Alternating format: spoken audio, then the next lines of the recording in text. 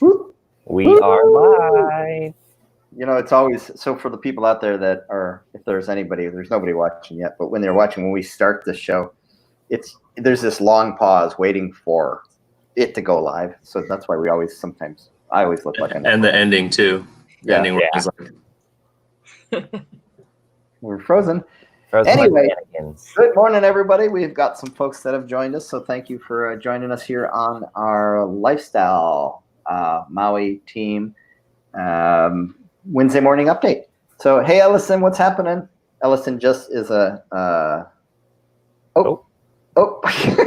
Allison is an agent. She moved from somewhere in the country to San Diego a couple weeks ago, and I was following her road trip with her dogs as she was driving to move to San Diego. So she's starting her repositioning her career in San Diego. So if anybody is thinking about buying or selling in San Diego, here's an option. She just gave us an amazing, great, segue. What? She just gave us a great segue into what we're going to talk about. Oh, thank you. Can I come visit? Yeah. Yes, you can, Allison. You can come visit. However, we need to ask you to stay in your hotel room for 14 days because the quarantine is still in place. And Jordan, share with us the less than exciting news. Yeah, so basically the government originally was saying August 1st, and they announced that they're pushing it back further. So to at least September 1st. So like we said last week, we kind of said, hey, just keep watching the news. And sure enough, it was like within that week, they're like, oh, okay, we don't have the testing protocols in place and all that. And basically it's, I feel personally, and I'm sure that probably Tom agrees too, but it's like chickens running around with their heads cut off. It feels like, because they keep pushing up. Government is the chicken. Yeah. So it's very unorganized. It seems to be. But yeah, you can still do the quarantine if you want to get here, but you have to. And if you need expert advice on surviving the quarantine, ask Kenny because he did it recently, and he's okay. So, but yeah, right, as of right now, there's no quick, easy way to come visit, unfortunately. So you don't sound real excited about that, Jordan. Well, I mean, I'm of the camp that I've also I was born and raised here. Again, I'm thinking of my parents too. So health and safety wise, I do kind of see one side of it, but I also feel like the government just needs to get their ducks in a row and really figure out how to, because on the other end of the spectrum, I mean, a lot of people are suffering and businesses are suffering. We're just talking about this right before we came online about what Rock and Brews is closing for good. The kitchen announced that they're closing both locations, which is sad. I think there might be some life left in them yet, the way they wrote it, but we'll see. Right now, though, they're closed, and it stinks for a lot of our residents here who rely on their income. I mean, and the unemployment bonus is going away, and it's going to be hard. We're the number one unemployed county in this country, is what I heard from Maui. I don't know how accurate that is, but if we're not number one, we're really on top of the list. And our state was the number 2 highest unemployment in the country. And the hard part for that is, before this, we had the most employment of any state in the country. So we went from one end to the other end of the spectrum. And I agree with you, Jordan. I think it's frustrating that our government leaders have just been so out of the loop on this. It's like, this is what we're paying you for every week. You continue to get your paycheck, and to not have things in place, I just think there's a disconnect somewhere. So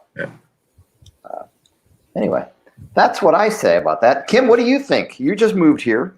With your new family, what is your thoughts on the whole what's going on? Well, it's kind of exciting in a way for me just to be able to experience Maui without all the tourists right now. I've only been here when there's been tons of tourists, so to see it like it is now, it's, I'm sure, bittersweet for some, but for me, it's just really cool and different to be able to even just like walk down the beach walk in Wailea, and there's nobody around. There's no tourists. I can run with my stroller and not have to worry about bumping into people. It's really cool. But then at the same time, sad, obviously, because typically you would see hundreds and hundreds of people there, and there's just not. And then it's kind of a reminder of like what's going on in the world and how unfortunate it is. And it's just, you could tell what it's doing to Maui and how it's changing things. So then it's sad.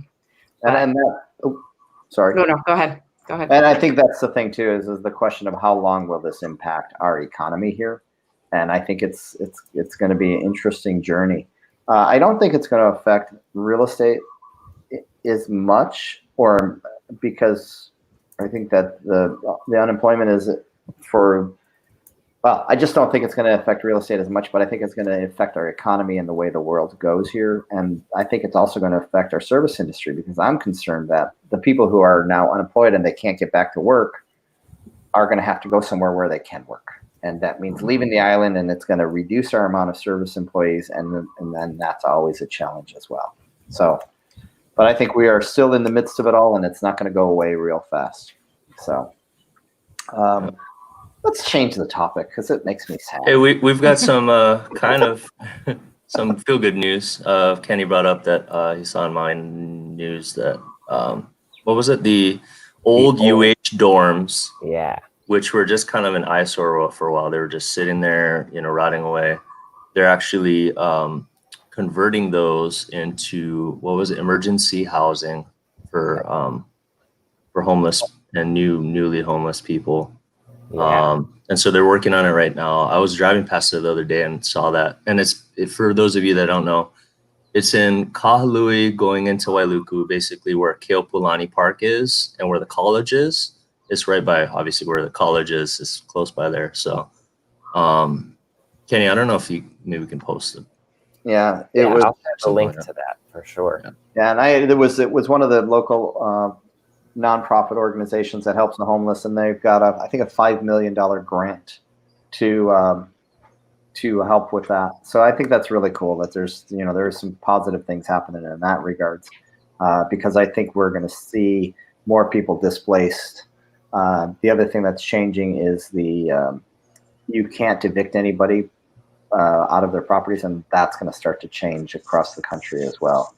And I feel sad for those folks that are, we're in the workforce, living paycheck to paycheck, that are now going to really be feeling that impact. So that will help. I think it probably won't be done in time. It's probably a year-long process. I saw the whole front of the building on the news last night was just like gone.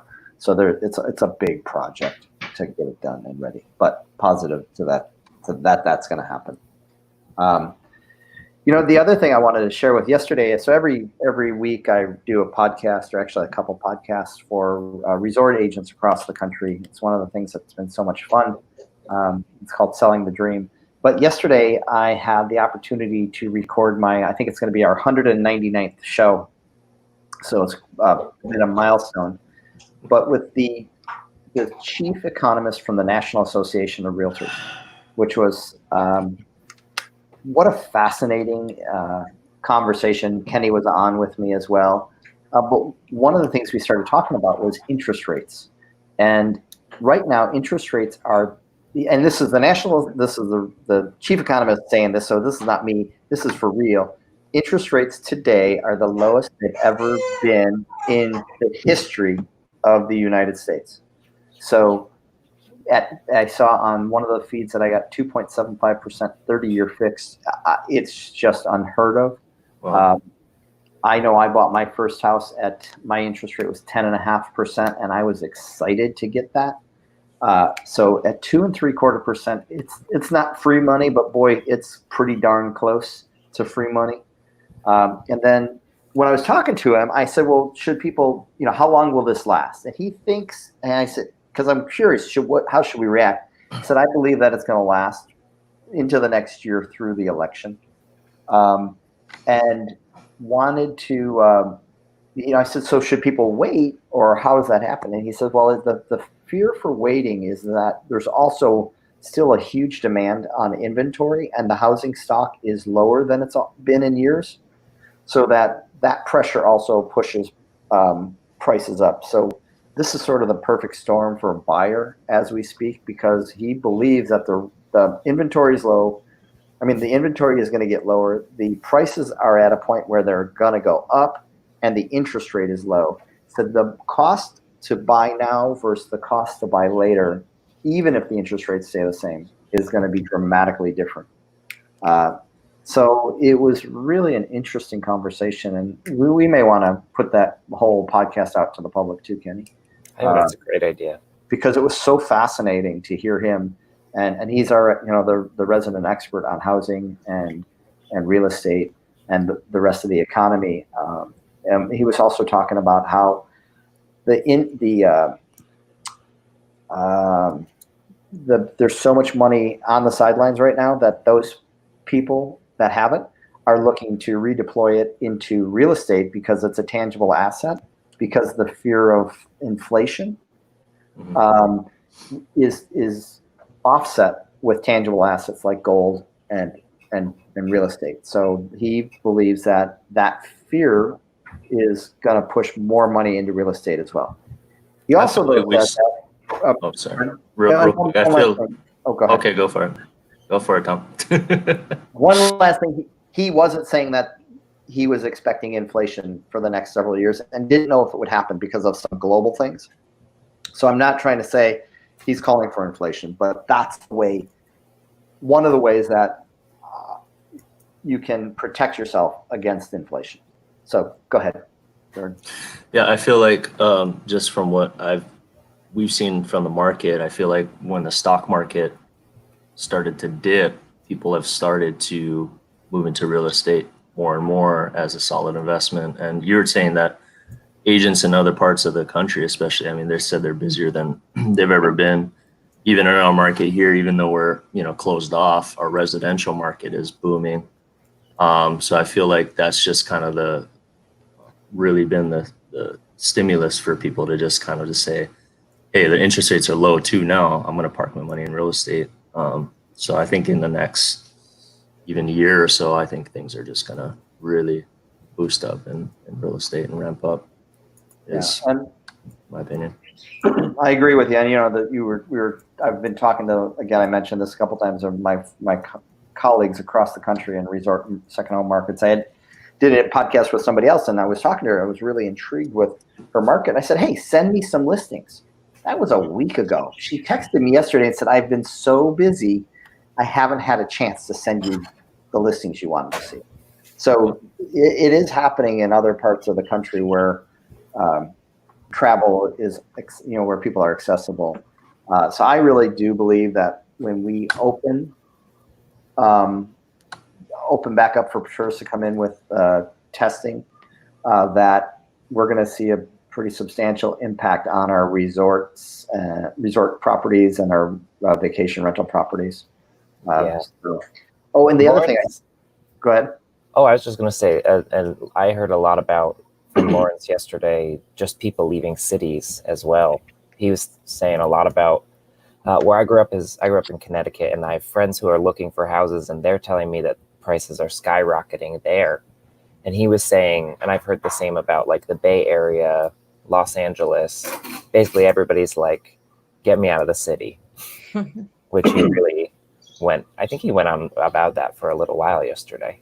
Well, yeah, for the last 10 years through the housing boom, this is what he's talking about. I know this from Tom Ferry's group.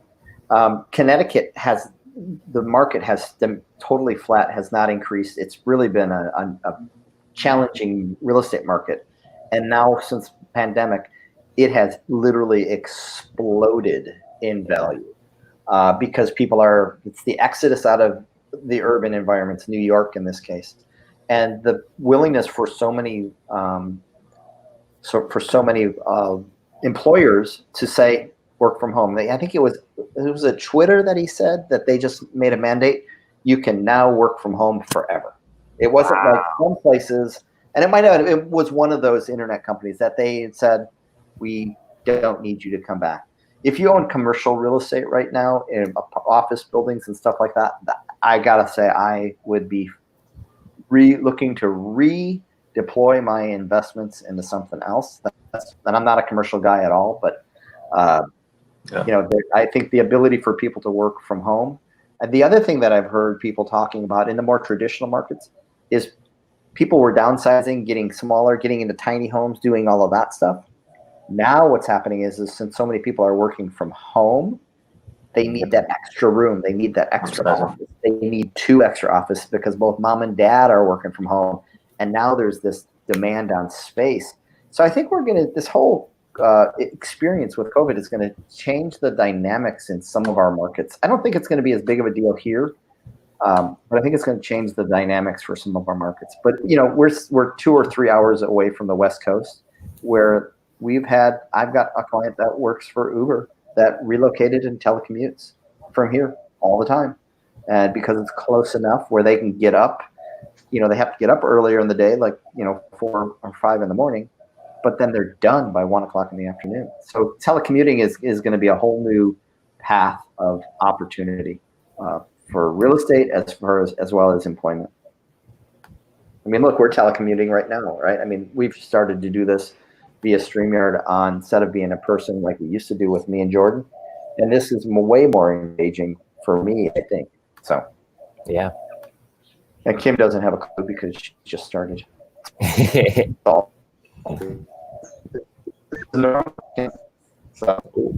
Tom, just go. Tom's okay, Jordan, what do you got? Okay.